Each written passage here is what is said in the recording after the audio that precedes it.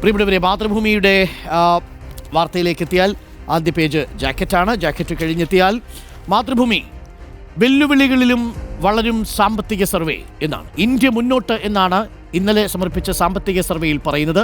വളർച്ച 6.3% മുതൽ 6.8% വരെ എന്നാണ് സാമ്പത്തിക സർവേ ഇന്നലെ പറയുന്നത്. ഇതിനിടയിൽ കേരളത്തിന് പ്രശംസ കിട്ടിയതും പത്രം ആദ്യ പേജിൽ തന്നെ നൽകുന്നു. സാമ്പത്തിക സർവേയിൽ കേരളത്തിന് പ്രശംസ. ഗ്രാമീണ വികസനം, പാർപ്പിടം, ശുചിത്വം, ജലവിതരണം, വൈദ്യുതീകരണം തുടങ്ങിയവയിൽ കേരളം സുസ്ഥിര വികസന ലക്ഷ്യം ഉറപ്പാക്കി. ഇത് താഴെത്തട്ടിൽ ജീവിത നിലവാരം ഉയർത്തി. താഴെത്തട്ടിലുള്ള പങ്കാളിത്തം ഉറപ്പുവരുത്തിയുള്ള മാതൃകയാണ് ഉപയോഗിക്കുന്നത്. ദേശീയ സംസ്ഥാന നേതാക്കൾ നയിക്കുന്ന ബോധവൽക്കരണ പരിപാടികളും ജനപങ്കാളിത്ത ശ്രമങ്ങളും ദാരിദ്ര്യ നിർമ്മാർജ്ജനം, പരിസ്ഥിതി വിഷയം എന്നിവയിൽ ഉദ്യോഗസ്ഥരെ ബോധവൽക്കരിക്കുന്നതിന് സഹായമായി. കിലയുടെ സാങ്കേതിക സഹായത്തോടെ കേരള തദ്ദേശ സ്വയംഭരണ വകുപ്പ് മാർഗനിർദ്ദേശങ്ങളും സുസ്ഥിര വികസന ലക്ഷ്യത്തിനായുള്ള പ്രക്രിയകളും വികസിപ്പിച്ചു.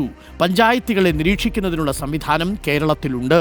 പ്രാദേശിക തലത്തിൽ ശേഖരിച്ച ഡാറ്റ ആസൂത്രണത്തിനും തീരുമാനങ്ങൾ എടുക്കുന്നതിനുമായി ഉപയോഗിക്കാനും വികസന സൂചകങ്ങളെക്കുറിച്ച് ഉൾക്കാഴ്ച നൽകുന്നതിന് ഉപയോഗിക്കാനും കേരളത്തിന് കഴിയുന്നുണ്ടെന്നും സർവേ ചൂണ്ടിക്കാട്ടി. സബാഷ് കേരള, അല്ലേ? കേരളം പൊളി. അപ്പോൾ പ്രിയപ്പെട്ടവരെ, പൊതുബജറ്റ് ഇന്ന് 2025-26 വർഷത്തെ കേന്ദ്ര ബജറ്റ് ശനിയാഴ്ച 11-ന് ലോക്സഭയിൽ ധനമന്ത്രി നിർമ്മലാ സീതാരാമൻ അവതരിപ്പിക്കുമെന്ന വാർത്തയാണ് പത്രം വലിയ പ്രാധാന്യത്തോടുകൂടി നൽകുന്നത്. വളരാൻ വേണം. ആഗോള മേഖലയിലെ അനിശ്ചിതത്വങ്ങൾ ഇന്ത്യൻ വിപണിയെയും ബാധിക്കാമെന്നതിനാൽ ആഭ്യന്തര വളർച്ചയ്ക്കാണ് പ്രാധാന്യം നൽകേണ്ടത് എന്നുള്ളതാണ് ഇന്നലെ സമർപ്പിച്ച സാമ്പത്തിക സർവേയിൽ പ്രധാനമായിട്ടും പറയുന്നത്. 78.5 ലക്ഷം കാർഷികേതര ജോലികൾ സൃഷ്ടിക്കേണ്ടതുണ്ട് 2030 വരെ. ഇന്ത്യ ഒരു 2047 ആകുമ്പോൾ വികസിത ഭാരതത്തിലേക്ക് എത്തണമെങ്കിൽ കാലാവസ്ഥാ വ്യതിയാനത്തെ പ്രതിരോധിപ്പിക്കുന്ന വിളകൾ വികസിപ്പിക്കണം.